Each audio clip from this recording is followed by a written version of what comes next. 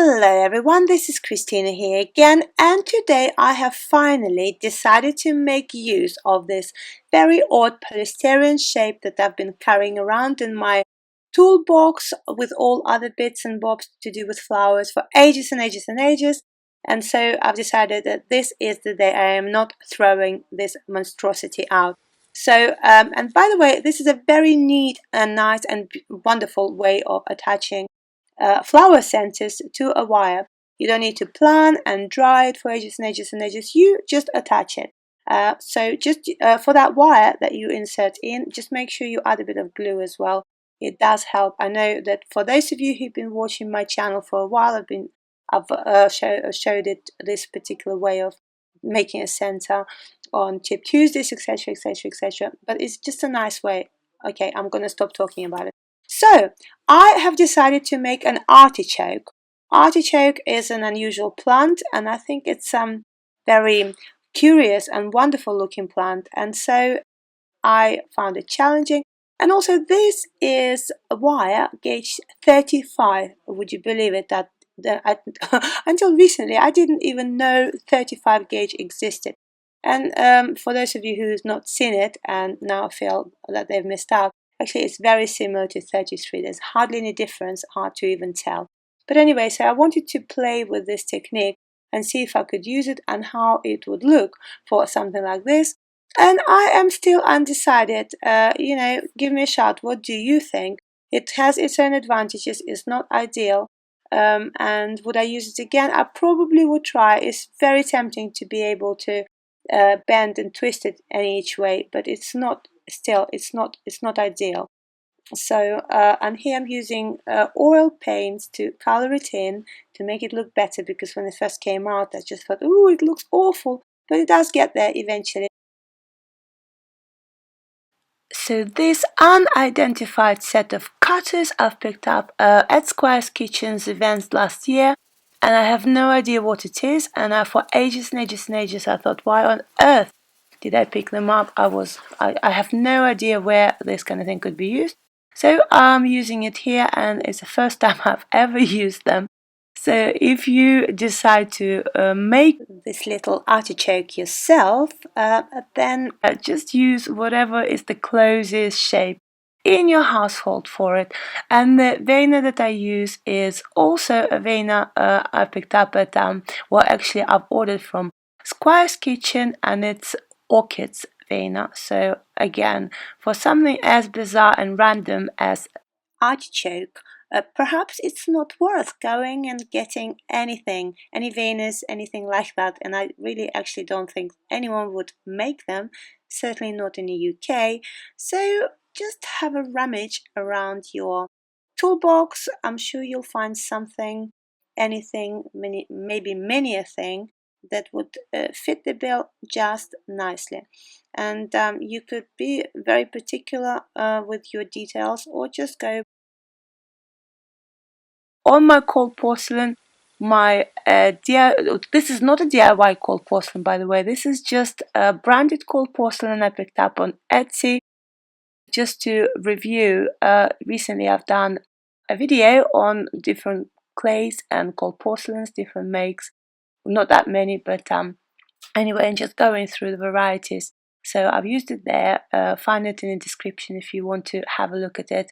But yeah, so not a DIY cold porcelain, which is why it's behaving so nicely from the word go. And I use my usual technique of just rolling it out without using a pasta machine. Pasta machine might be absolutely great. I think it might be on my list to buy and try. Not just yet though. So anyway, so this is what I do.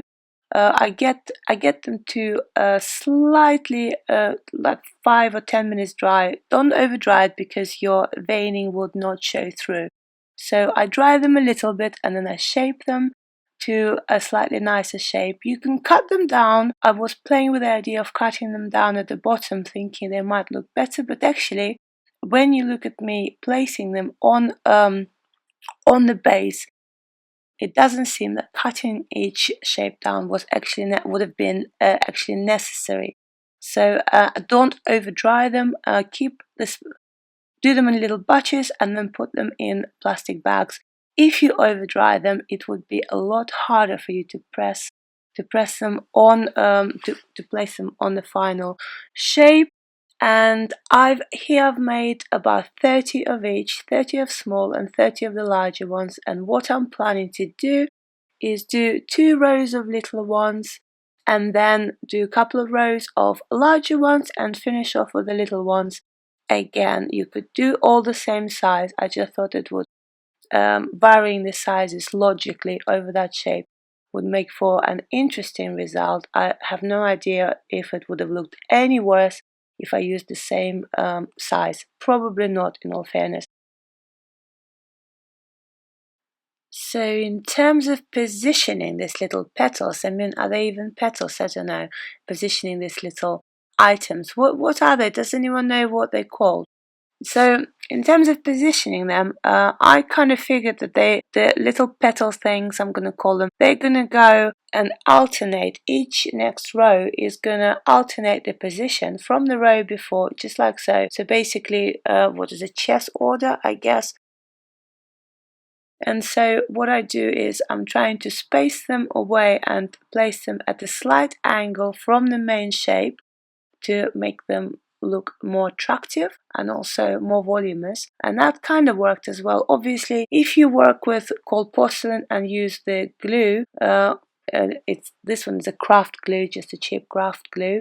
I find that for gluing together, the cheapest one works better than more expensive thicker glue. So basically with cold porcelain it's a very easy job. With sugar you would need to have a fresher paste to kind of pull that off. And also the base itself, the polystyrene base, I wish I'd painted that green as well. Anyway, so these are oil paints, and I use this particular brand of oil paints. And here I just, obviously I've not done this before on this particular plant, so to get this slightly whitish effect, I tried to use it with a bit of this liquid that you use to dilute oil paints, and then I tried with a dry brush. And I would say that this is a combination of two. I added a little bit of a liquid, so the paint is a little bit liquidized, and then for white, and every highlight or low light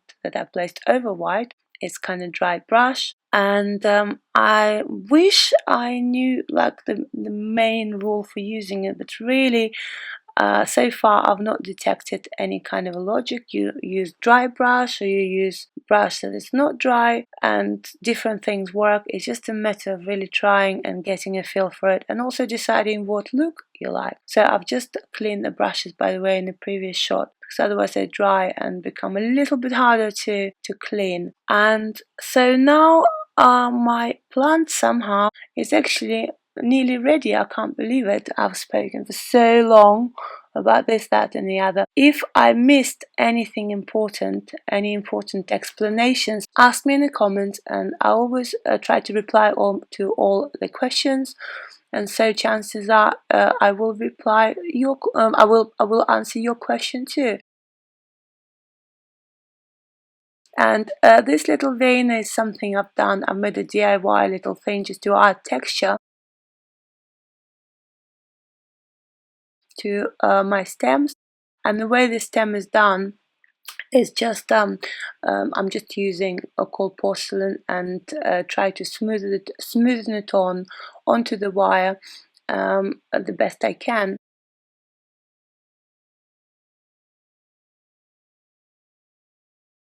And with that, practice also helps, and that's the advantage of cold porcelain. You could make nice little stems for your finished plant, which in my opinion look a lot better than just putting flower tape on it, but obviously it depends what you're used to and what you like.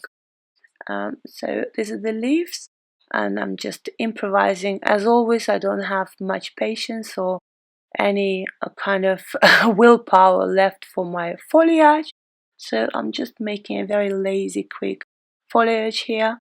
Not very good filming, sorry. Basically I just put some glue on a leaf and put the wire over the top of that glue and folded the leaf onto the wire. Not the best way of doing it, but have to do for now. So while I'm doing all this, I want to take a moment to thank you, all of you who come and watch my videos every week. You are so lovely. And if you're new to my channel, please subscribe and hit the notification button for a weekly flower tutorial. And just very quickly at the end on how I finish off this artichoke. Now, I wasn't very keen on the wire, especially the tops of the wire. So what I've used is this something that's called flock. And the flock is basically just teeny weeny artificial hairs shredded together. And I've covered it with glue and then dipped it into the flock. And here we go, voila, my artichoke is ready. And I'm quite happy with it as well. So thank you very much for watching, and I will see you again next week with the next week's tutorial.